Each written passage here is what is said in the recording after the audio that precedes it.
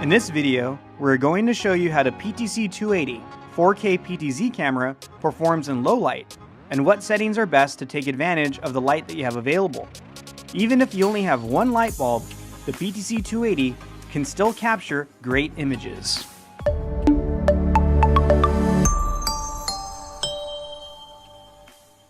The footage you see here was shot at a concert venue.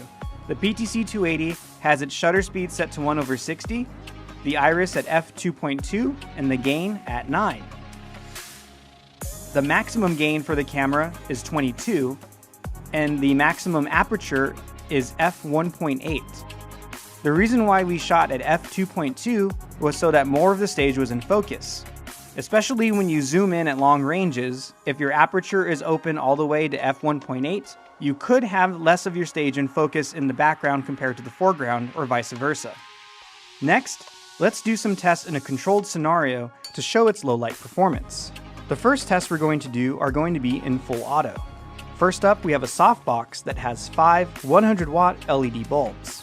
It spreads about 1600 lumens of light over a large area. The background is black, so this is a high contrast shot. This white piece of paper helps the camera lock in the white balance. Currently, there's no visible noise. The next shot is with the 60-watt bulb hanging on a socket. As simple as lighting gets, and about half the output at 800 lumens towards the very front of my face.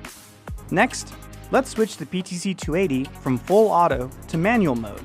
When shooting in low light, you'll typically want the aperture close to wide open, which for this camera would be f1.8 or f2.0, and it's best to shoot in 30 frames per second so you can have the shutter speed at 1/60.